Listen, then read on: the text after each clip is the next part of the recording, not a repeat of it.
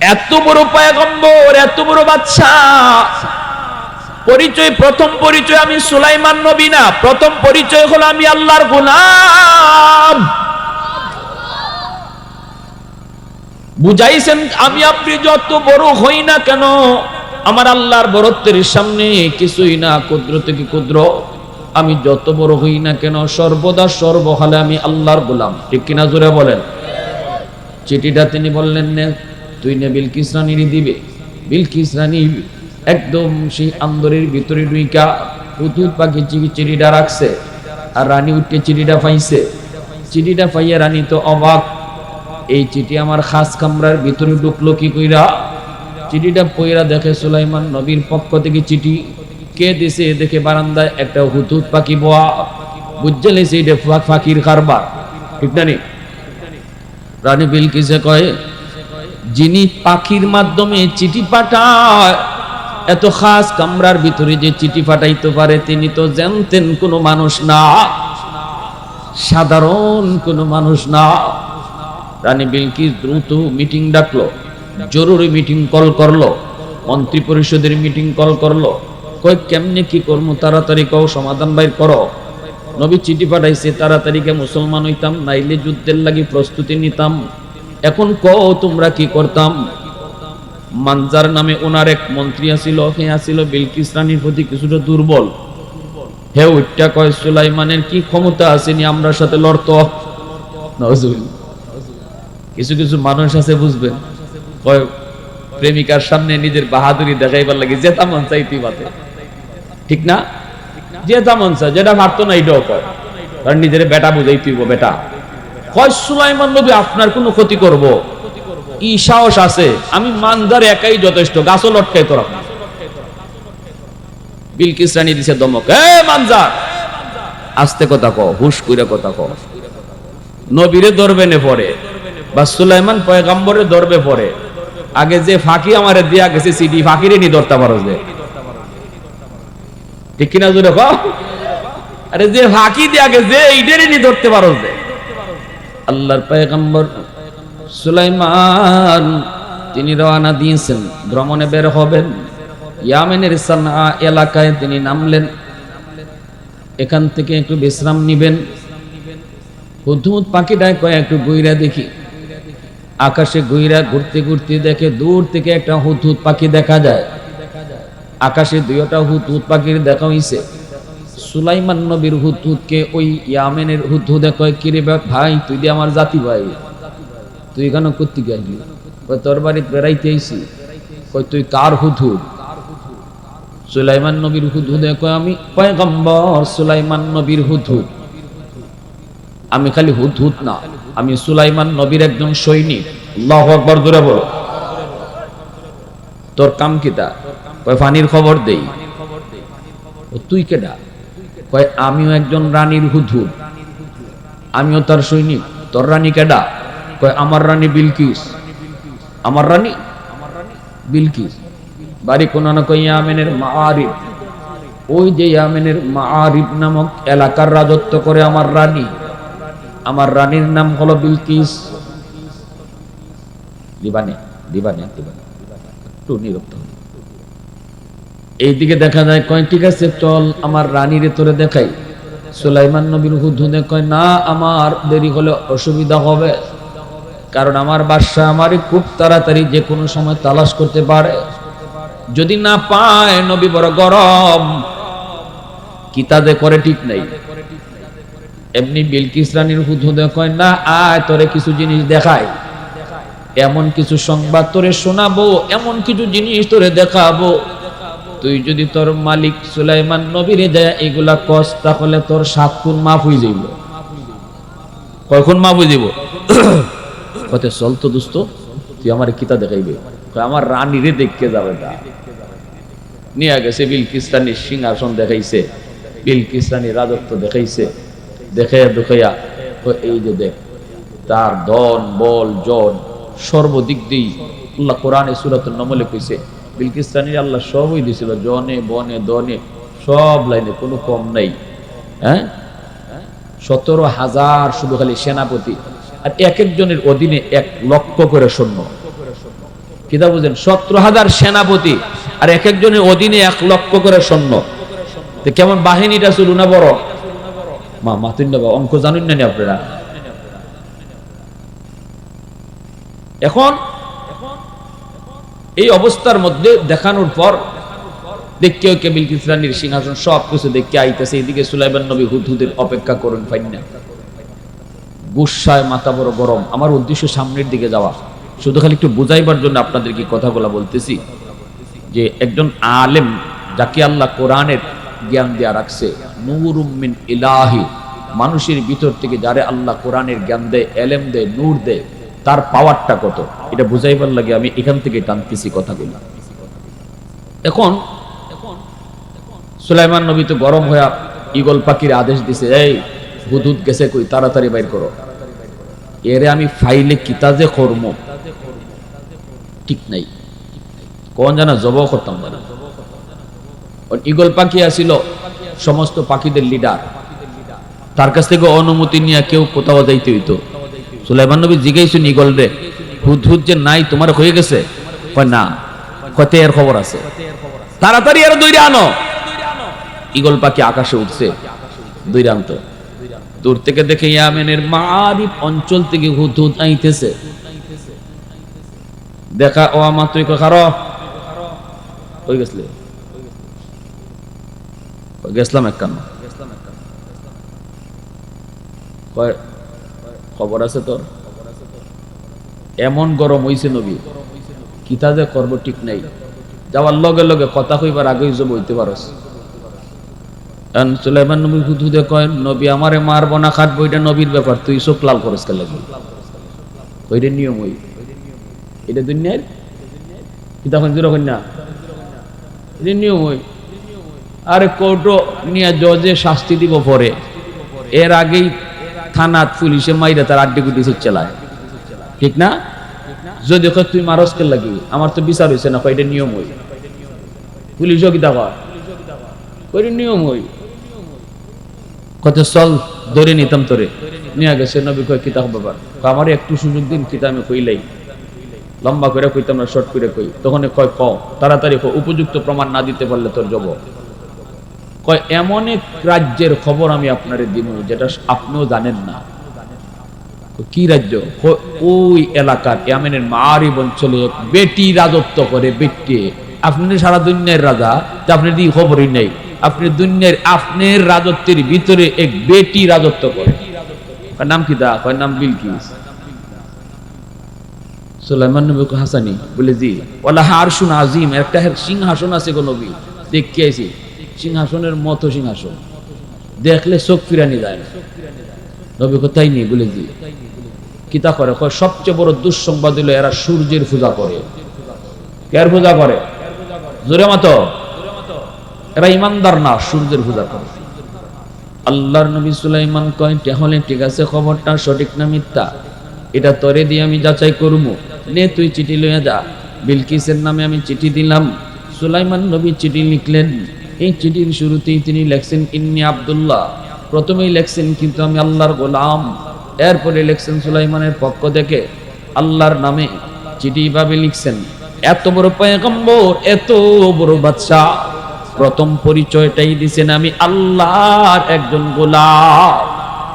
সুবহানাল্লাহ।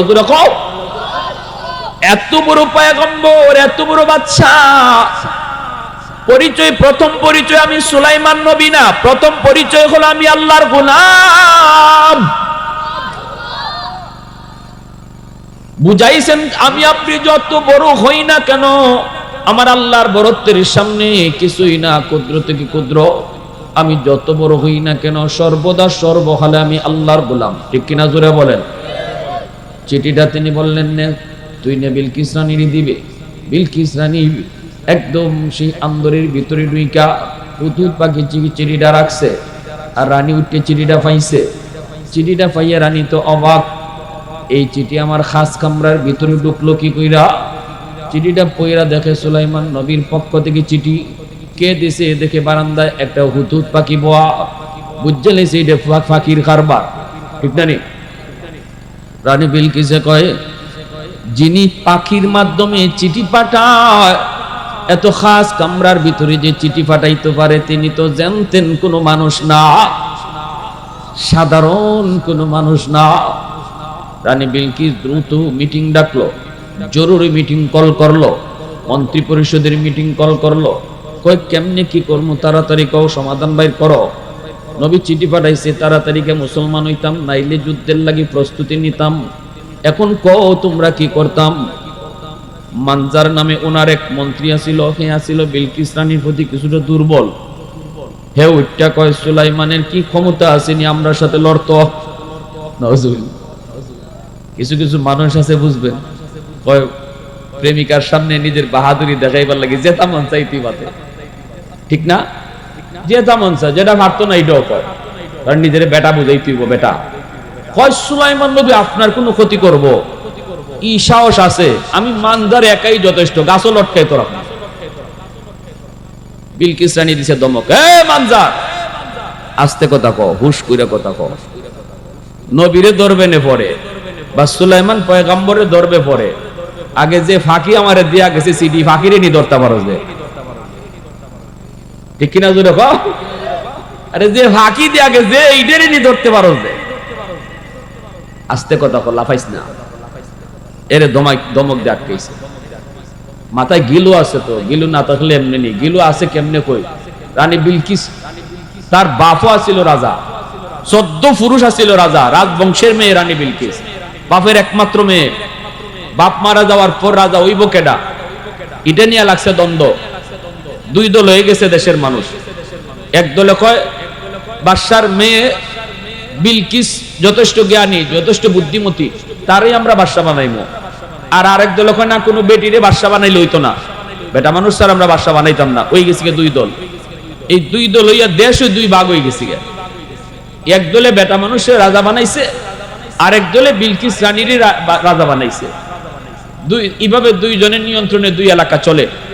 অল্প দিনের ভিতরে রানী বিলকিস তার বুদ্ধিমত্তার দ্বারা তার এলাকারে সুন্দর করে সাজাইলেছে। দেশ এত সুন্দর করে চালাইতেছে, পবিত্র কোরআনে সাইলাল আরিম কে আল্লাহ পাক যে বাদটার কথা বলছেন, এই বাদটা ছিল বিলকিস রানীর বাদা। যেটা এমন এক বাদ ছিল যে বাদের কারণে সমুদ্রের নোনা পানি ইয়ামেনে ঢুকতো না, আর বৃষ্টির পানি এই বাদের কারণে জন্মে থাকতো, যার কারণে অল্প দিনে রানী বিলকিসের এরিয়া ফুলে ফলে ফসলে ভরে উঠছে। ওই পুরুষ বাদশার এলাকার মানুষ খালি বাদশারে গিয়া কয় তুমি বেটা হইয়া কিতা করো, বেটি হইয়া তার এলাকার যে উন্নত করছে, তুমি তো বেটা হইয়া কোনো লাভ হইতেছে না, দরকার নেই আমরা বেটি বালা, আমরা হীরা নিই বালা। এইভাবে দেখা দিছে এলাকার মাঝে একটা বিদ্রোহ। ওই রাজার পুরুষ বাদশার সে মনে মনে কয় রানী বিলকিসের সাথে যুদ্ধ করা ছাড়া আমার কোনো পথ নাই, এখন যুদ্ধ বাধাই দিতেইব, নাইলে আমার জনগণ উল্টে যেতেছি গা, তাই তো খুব বালা করে দেশ চালাই নিতেছে, এখন যুদ্ধ একটা বাধাই দেই।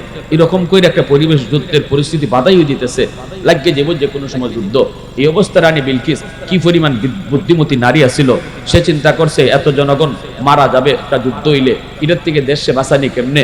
এমনি তাই বুদ্ধি কইরা একটা চিঠি লেখছে ওই পুরুষ বাদশার কাছে। চিঠিটা লেখছে প্রেমের চিঠি। চিঠিটাকে ভালোবাসার চিঠি লিখছে, তোমারে একটা কথা যে কেমনে কই, আমি দীর্ঘদিন ধরে মনে মনে খালি কিন্তু কইবার সাহস পাই না। আসলে তুমি তো আমার মনের রাজ্যের রাজা হইয়া বই দিচ্ছ, হইছে নি কাম? এটা আসল কথা না বাতাস? মাতবা ও খালারুকের মানুষ, যুবকরা, এটা কি মনের কথা না বাতাস? দিছে বাতাস, আর তাই বালা করে ফুল চল। যেই ফুটবলে বাতাস দিলে বাতাস লয়, এটারে লাফতি দিতে মজা, ঠিক না? যেই ফুটবলে বাতাস দিলে বাতাস লয় না, এটারে কেউ লাফতিও দেয় না, বাতাস লইলেই লাফতি দিতে মজা লাগে। হে বাতাস পুরা লইছিল, একটা কথা কেমনে যে কই, প্রেমের কথা কইতে কইতে, ভালোবাসা কইতে কইতে শেষে কয় আমি তোমারে বিয়া করব। হে ভাইয়া উস নাই, বেউস হয়ে গেছি। উত্তরে লেখছে, তুমি তো আমার মনের কথাটা কইছো, আমি তো মনে মনে খালি এটাই চিন্তা করি, ঘুমাইলো তোমারই দেখি। এই কইরা দুইজনের মাঝে এরকম করে হয়তো তুমি যদি রাজি থাকো, রাজি, সব রাজি। দুইও দেশে জানাজানি হয়ে গেছি গা যে রানীর সাথে দেশের রাজার বিয়া হইতেছি গা। রানীর মন্ত্রীরা কয় কি শুনলাম আপনি বলে বিয়া হইতেছেন? উনি কয় হ্যাঁ, আমি একজন রানী, তোমরা আমার সমান কেউ আসো যে তোমরা কাছে আমি বিয়া বইতাম?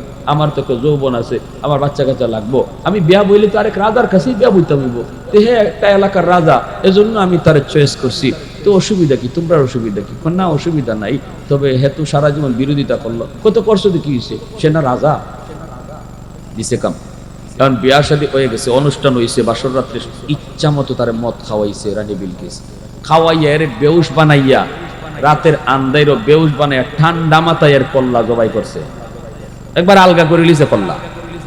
কল্লা জব কইরা এই কল্লা দরবারের গেইটের মাঝে ঝুলাইয়া রানী বিলকিস রাতে ওই তার সিংহাসনে আবার চলে আসছে। সকালবেলা তার জনগণ আয়া দেখে বাদশার কল্লা ঝুলতেছে, তখন জনগণ কারে এটা তো বিয়া আসিল না রে, জোরে মাতো এটা কিতা আসিল না, কইরে তো বিয়া আসিল না, এটা তো রানী বিলকিসের চালাকি। খুব ভালোই হইছে, এ হারামজাদা আমাগো দেশে উন্নতিও করে না আর আমরার কথাও শুনে না, এটা ভালোই হইছে। এখন দেখা যায় সব রানী বিলকিসের জনগণ হয়ে গেছে। শুননি বুদ্ধি আসেনি না নাই, জোরে মাতো। আমাগো দেশও এক সরকারে 16 বছর 17 বছর দেশ চালাই গেছে কি এমনি মাথাত আসিল কিছু মাল, ঠিক না নি? কত বেটাইতে যে পানি খাইছ, খালি ছাত্ররার কাছে ধরা খাইলিছে, ঠিক না? আল্লাহ ধরে না ধরে না ধরে না, আল্লাহ কোন একটা উসিলায় এমন ধরা ধরে আর সুদবার জায়গা পায় না, এমন ধরা আল্লাহ ধরছে, এক কথাই শেষ। এজন্য বেশি পণ্ডিতি বালা না, বেশি চালাকিও বালা না। এখন রানী বিলকিস এইভাবে চালাইছে সিংহাসন, দেশ চালাইছে, রাজ্য চালাইছে। সুলাইমান নবীর চিঠি পাইয়া মাথায় গেলু আছে তো বুঝে লাইছে, যিনি একটা পাখির মাধ্যমে আমার কাছে চিঠি পাঠাইতে পারে মানজার, তার ব্যাপারে লাফালাফি করবি না, বিপদ বিপদ বিপদ বিপদে পড়বি। এই অবস্থায় মানজারকে থামায় দিল। রানী বিলকিসে কয়, শোনো, আমি একটা পরীক্ষা করব, আমি পরীক্ষা করে দেখব ইনি শুধু নবী, ইনি শুধু বাদশাহ নাকি নবীও, ইনি শুধু বাদশাহ নাকি নবীও। যদি ইনি শুধু বাদশাহ হয়, নবী না হয়, তাহলে ওনার সাথে যুদ্ধ করা সম্ভব।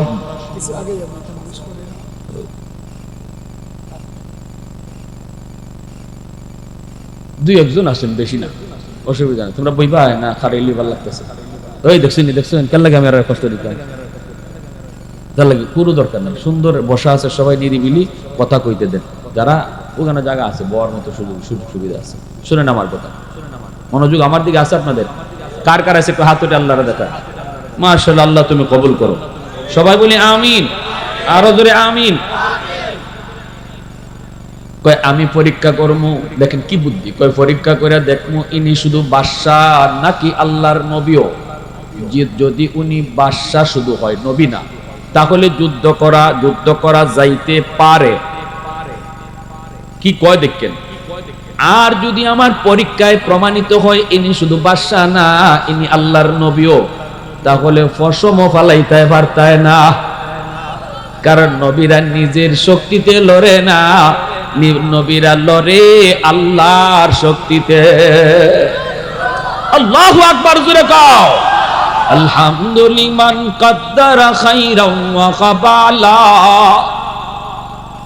আলহামদুলিমান কদ্দারা খাইরান ওয়া কাবালা, ওয়া শুকরু লিমান সাওয়ারা হুসনান ওয়া জামালা, ফারদুন সামাদুন আন সিফাতিন খালকি বারিউন, রব্বুন আযালিয়্যুন খালাকাল খালকা কামালা, লা জিদ্দা ওয়ালা নিদ্দা ওয়ালা হাদ্দা লিমাওলা, আল আনা কামা কানা ওয়ালাম ইয়ালকা যাওয়ালা, আল আনা কামা কানা ওয়ালাম ইয়ালকা যাওয়ালা।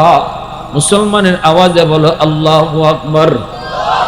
কুলিল্লাহুম্মা মালিকাল মুলকি তু'তিল মুলকা মান তাশা ওয়া তানজিউল মুলকা মিম্মান তাশা ওয়া তু'ইজ্জু মান তাশা ওয়া তুযিল্লু মান তাশা ওয়া তুযিল্লু মান তাশা বিয়াদিকাল খায়র ইন্নাকা আলা কুল্লি শাইইন কাদির।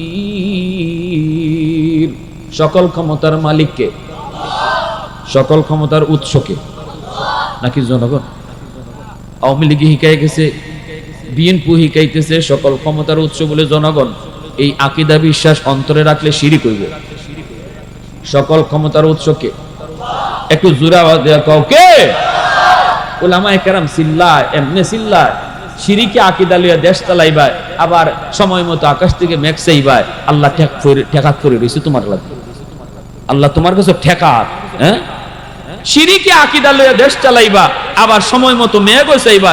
আল্লাহ তোমার কাছে ঠেকাত না, তুমি আল্লাহর কাছে ঠেকা। ঠিক কিনা? জোরে কও। আলেম ওলামা চিল্লায় কেন লাগে? চেয়ারও বইবার লাগি না, দেশ বাঁচাইবার লাগি। আলেম ওলামা চিল্লায় এমপি বার লাগি না, গজব থেকে দেশে বাঁচাইবার লাগি। না বুঝা খালি আলেমরার বিরুদ্ধে ওলামায়ে কেরাম ধরো, মারো, কাটো, জেলো হারাও। মৌলবীরা বেশি বাইরে গেছি, কিন্তু চেয়ারও বইতে চায়। চেয়ারও বইবার লাগি না, তোমারে বাঁচাইবার লাগি। ঠিক কিনা? তোমার চেয়ার বাঁচাইবার লাগি, নাহলে তোমার চেয়ার উঠে গজব করবো। যে আকীদা লইয়া দেশ চালাও, যা করো। প্যারে হাজিরিন, এবার মন্ত্রী পরিষদ কয় ঠিক আছে, কি পরীক্ষা করবেন আপনি? কয় পরীক্ষাটা হলো আমি 1000 স্বর্ণের ইট দিমু সুলাইমান নবীর কাছে হাদিয়া। নাম লইমু হাদিয়া, মূলত আমি জানি এটা ঘুষ। আমি জানি কিটা ঘুষ।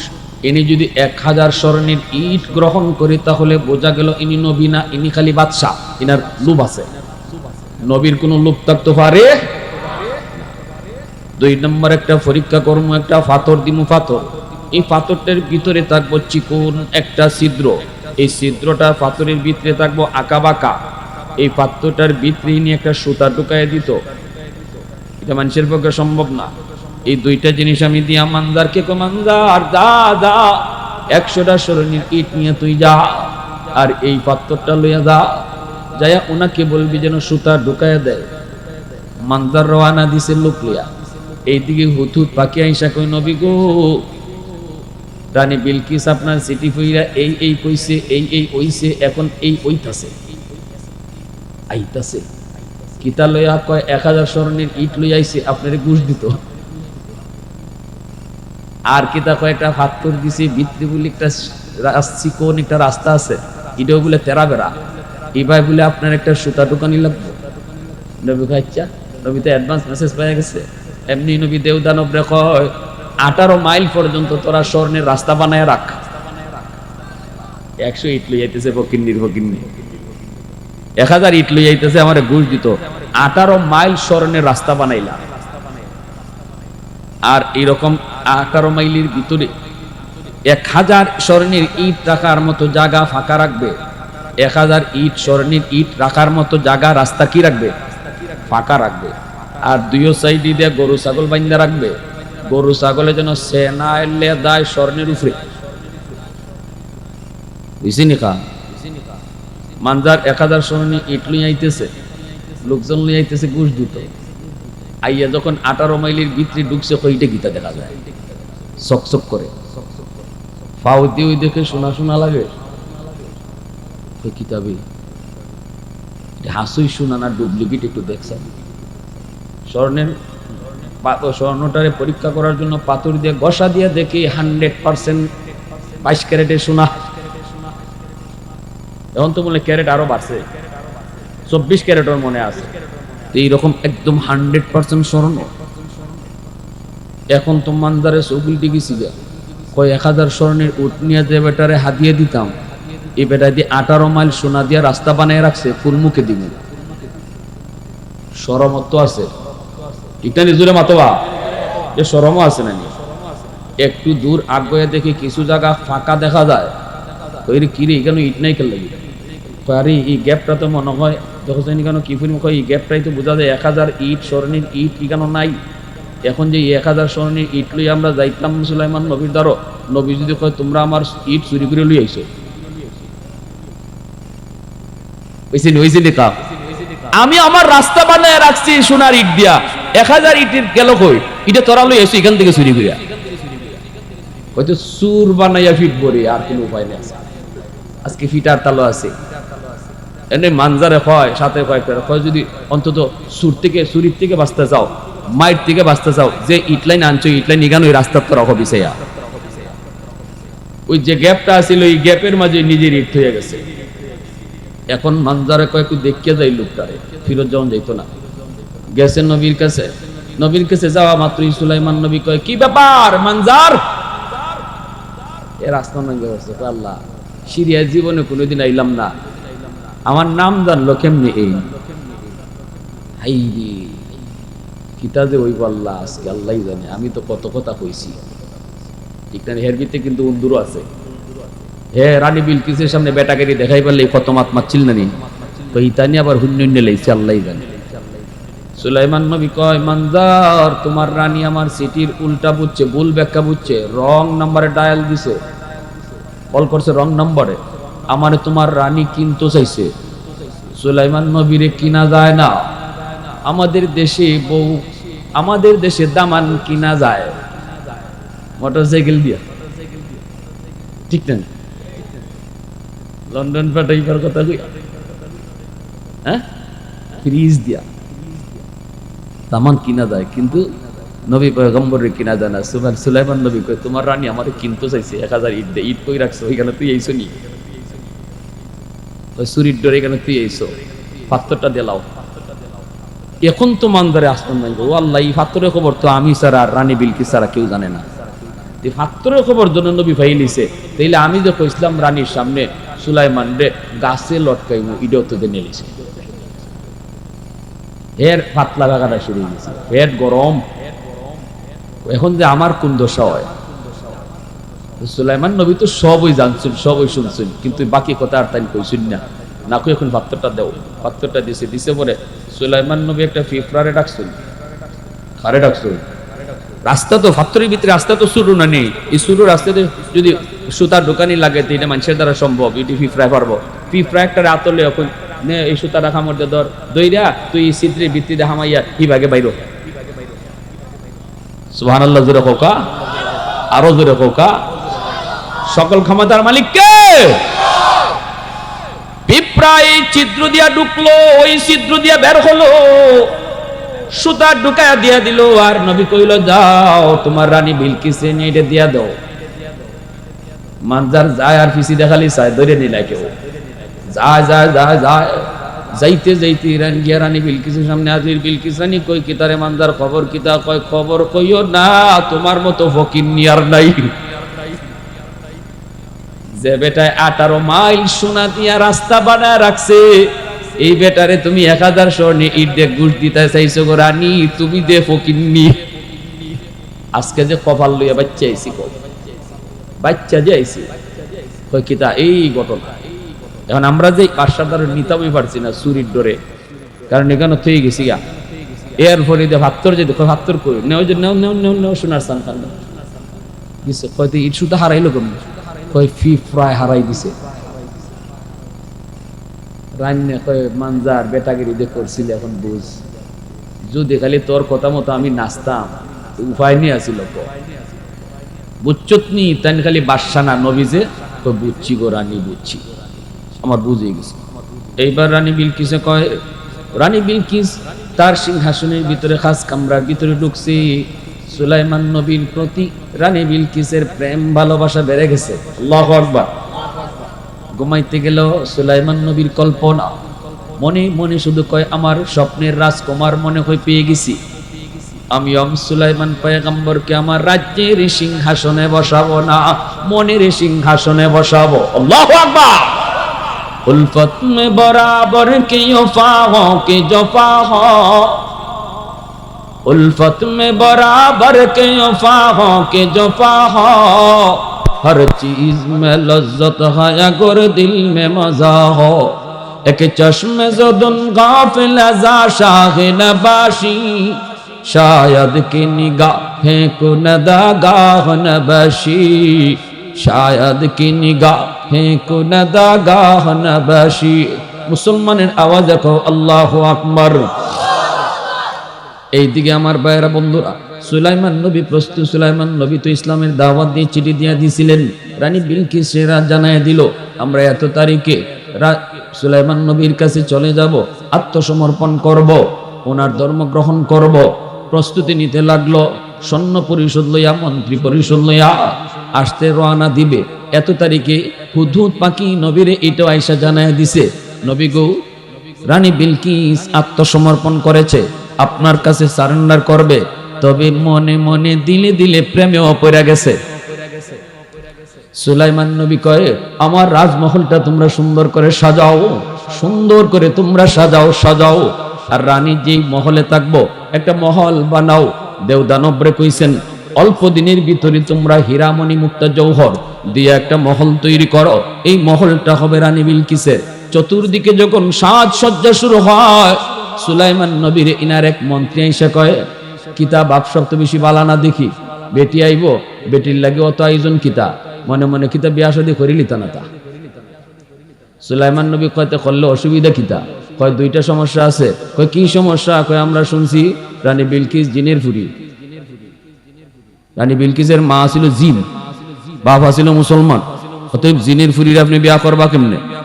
সুলাইমান নবী কইতে এটা পরীক্ষা করার ব্যবস্থা আছে আমার, যদি জিনের খাসলত ইলার মাঝে বেশি থাকে, জিনের মতো যদি শরীরে পশম থাকে, তাইলে বিয়া করতাম না, এটা পরীক্ষা করবো। আরেকজন আয় কই বুদ্ধি কম। সুলাইমান নবী কই বুদ্ধি কম? বেটারে রাত্রে মাইরা তুই আই কল্লা জুলাই আর বুদ্ধি কম? এরপরেও বুদ্ধি পরীক্ষা করার লাগি এটাও আমার ব্যবস্থা আছে। কয়েকটা মহল বানাও, আর মহল বানাই চতুর্দিকে ফানি রাখবা, মহলের চতুর্দিকে ফানি।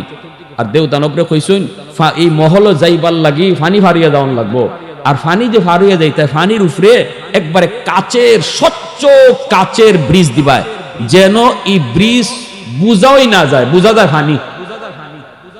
কেন লাগি সুলাইমান নবী কইছেন এটাও পরে কইমু, কেন লাগে আমি এই পরীক্ষা করতেছি বুদ্ধি আছে না নাই, এই দুইটা জিনিস রাখছেন। এরপরে সুলাইমান নবী কইন, তে রানী যে আইব আইয়া বইতো কোনানো, আমার সিংহাসন তো আমার, এই বেটির অত বড় এক বেটি আইতেছুন, তে তাইন বইতা কোনানো, তাইনের লাগে তো সিংহাসন একটা লাগবো। তো শুনছি হুজুর তুমি কইসলাই না বলে বিলকিস রানী একটা সিংহাসন আছে খুব দামি, বলে জি হুজুর আমি নিজের চোখে দেখছি, জেনতেন সিংহাসনটা কিতা যে বানাইছে তাই। তো সুলাইমান নবী কোন তাইলে এই সিংহাসনটাই আইনলই আমার দ্বারা রেখে দি মনে, আমি আমার টাত বোয়া আর তাইনের টাত বোয়া থাকবা। তখন আনন কেমনে, তাই তো আনা দেলাইছে, আর 7টা 8টা গেইটের ভিতরে সিংহাসন ঢুকাইল, প্রত্যেকটা গেইটও তালা মারা। সাবি এই রানী বিলকিসের কুসো, এই 8টা গেইটের ভিতরে এই সিংহাসন, এখান থেকে তাই রানা দেলাইছেন, এর ভিতরে এই সিংহাসন আমার দ্বারা আইতো, কেডায় পারবায়? কলা ইফরিতুম মিনাল জিন, জিনের ভিতর থেকে একটা জিনে কয় ইফরিত, হ্যাঁ কয় আমার সুযোগ দিন আপনি, খালি কইবা বিলকিস রানী আইবার আগে আগে তাইনের সিংহাসন আপনার দ্বারা পৌঁছে দিব। সুলাইমান নবী কোন আরো আগে কেউ পারবাইনি। পবিত্র কোরআনের সূরাতুন নামলের মধ্যে এটাই হলো আমার আলোচনার মূল কেন্দ্র। এই কথাটার মাঝে আসা মাত্রই ওনার দরবারে থাকা একজন ইলমে ওয়াহির জ্ঞানে জ্ঞানী, ইলমে ওয়াহির জ্ঞানে জ্ঞানী, যেটা আল্লাহর পক্ষ থেকে নূর। এই যুগে যারা উলামায়ে কেরাম কোরআনের জ্ঞানে জ্ঞানী, এরকম একজন জ্ঞানী আলেম সে দরবারে কইতেছে, জাহাপনা আপনি যদি আমার অনুমতি দেন তাহলে আপনি চোখ মুছবেন আর খুলবেন, এর ভিতরে সিংহাসন হাজির হয়ে যাবে। তাফসীরে কিতাবে লেখছেন, ইনি ইসমে আজম জানতা, আল্লাহ তার এতটা পাওয়ার দিসলা, কিন্তু ইডই করো, চোখের পলকে সিংহাসন এনে হাজির করে দেয়া দিছে। রানী বিলকিস সামনে আইছে, আইয়ে নবীর ভয় একবার চায়, সিংহাসনের ভয় একবার চায়। আমি সিংহাসন তুই আইলাম, আমি তালা তোলা মাইরা, এটা ইগান হইল কেমনে? হইছে নি কারবার? এটা ইগান হইল কেমনে? সুলাইমান নবী মাতুন জিগাইনার কোন ইবা খালি চাও কিতা, এই সিংহাসনটা এটা কি তোমার? কেমনে কইতো জুলে এটা আমার? কইলে যে কি ভাই ডর আছে না? কেমনে কইতো এটা আমার? আবার আমার নাও কেমনে উনি কয়, কারণ একবার সেম কিন্তু কিছুটা খালি বদলাইছিল। সুলাইমান নাকিরু একটু এদিক সেদিক করে রাখো একটু। তখনই কি হইতেছে, কয় আমারটার মতোই। ওই নবী কইছেন যে তোরা কেডায় কইসলাই রে বুদ্ধি নাই, ওই হুন্নে জাকিতা জবাব দিছে, এটা বুদ্ধিমতির জবাব। আমার ও কয় নাই, আমার নাও কয় নাই, কিতা কইছে আমারটার মতোই। এরপরে নবী কইতে যাও তোমার মহলে যাও।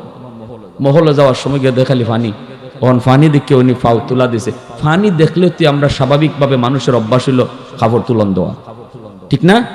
পানিত নাম্বার আগে তো আমরা কাপড় তুলি, এটা কেউ খুঁয়ে দেওয়ান লাগে জবা কাপড় তুলো, তাই তো একটু কাপড় তুললে নবীর উদ্দেশ্য হইলো কাপড়টা তুলতো আর দেখতাম শরীরে ফসম কিটা জিনের মতো না তা তুই দেখুন যে না মানুষের মতোই, এটাও প্রমাণিত হয়ে গেল গা। এখন আসলে জিনের মেয়ে যে এটা কোনো সহি রাওয়ায়াতে নাই, এরকম কোনো নাই। তবে এই ঘটনার পরে আরো অনেক লম্বা ঘটনা, যে ঘটনাগুলা সবকিছু কোরআনে নাই, কিছু ইসরায়েলি রাওয়ায়াতও আছে যেগুলা সম্পূর্ণ সহি হাদিসে নাই। সুলাইমান নবী সব জানার পরে তারপরে তারে বিয়া করলা, বিয়া কইরা এর পরে ইসলাম গ্রহণ করার পরে ওই ইয়ামেনের মারিব অঞ্চলের আবার গভর্নর বানায় পাঠাইলা, তুমি ওই দেশেই রাজত্ব করো, তবে সুলাইমান নবীর অধীনে। এজন্য কোনো মহিলা বাদশা হইতে পারে না, সে কোনো একটা কি কয় ডিস্ট্রিক্টের জজ হইতে পারবে, সে কোনো একটা এরিয়ার গভর্নর হতে পারবে, তার উপরে ঊর্ধ্বতন অফিসার অথবা একজন কমান্ডার থাকতে হবে যার অধীনে সে কাজ করবে, ঠিক কিনা জোরে বলেন। এজন্য আমার ভাইরা, আল্লাহর নবী কয় জানো না উলামায়ে কেরামের পাওয়ার, তোমরা জানো না, তোমরা বুঝো না। আসমান জমিনের আর যত মাখলুক আছে সবাই বুঝে, সবাই বুঝে, সবাই বুঝে। এজন্য নুরুদ্দিন গওহরপুরী রাহমাতুল্লাহি আলাইহি সিলেটের জমিন থেকে তিনি ময়মনসিংহ যাইতেন, আসরের নামাজ পড়েছেন তিনি সিলেটে, মাগরিব পড়ছেন যায় ময়মনসিংহে। কোন বিমানে যাইতেন, কোন বিমানে যাইতেন কয় কোনো বিমান না, নুরুদ্দিন গওহরপুরী রাহমাতুল্লাহি আলাইহি জিনরা উনাকে এক জায়গা থেকে আরেক জায়গায় পৌঁছায় দিত। ওই যে চুনারোঘাটে 7 দিন ব্যাপী তফসির হয়, আমি একদিন তফসির করি, হুজুররা কয় হুজুর একদিন আমাদের এখানে মাহফিল করলেন, রাত 2টা বাজে, হুজুরা কয় আমি চলে যাব গহরপুর, আমারে তাড়াতাড়ি তোমরা গহরপুর চলে যাব। আমি চলে যাব, কইয়ে হুজুর নেমে গেছেন। আমরা বললাম হুজুর এত রাতে কেমন করে গহরপুর পাঠাবো? হুজুর কয় আমি কি বলছি তোমরা ফাটাও? আমি কইছি আমি যাই মুবা। এই বইলা তিনি বাজারে চলে আসছেন, মাদ্রাসা থেকে নামছেন, রাত বাজে 2টা, কোনো গাড়ি নাই, ঘোড়া নাই, কোনো রিক্সা নাই, কিছু নাই। হুজুররা সবাই দাঁড়ানো আর গহরপুরি সাহেব দাঁড়ানো। ওই জায়গার হুজুররা আমার নিজের মুখে কইছেন, হুজুর আমরা হঠাৎ করে দেখি শা করে সাদা রঙের প্রাইভেট কার, মাথার মধ্যে একজন সাদা জুব্বা, সাদা পাগড়ি আর সাদা জুব্বা ড্রাইভার, সাদা একটা প্রাইভেট কার লইয়া হুজুরের সামনে আইসেই দাঁড়ায় সালাম দিয়া কয় হুজুর গাড়িতে বসেন। হুজুরও গাড়িতে বসলেন, আমরা গাড়ি থামায় দিলাম। কে ভাই তুই কে?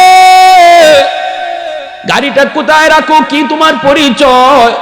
হুজুরে কোথায় নিয়ে যাইতেছো নাকি মারবায়? কই কোনো জবাব দেয় না, আমরাও গাড়ি যাইতে দেই না। এমনি হুজুরে লাঠি দিয়ে আমরা মারই না। আর কইন এ তোমরা এরে খিতা জিগাও, এরে তোমরা খিতা জিগাও, এ মারতে পারিনি, এ মানুষ নিয়ে মারতো। জোরে কও না সুবহানাল্লাহ, আরো জোরে সুবহানাল্লাহ।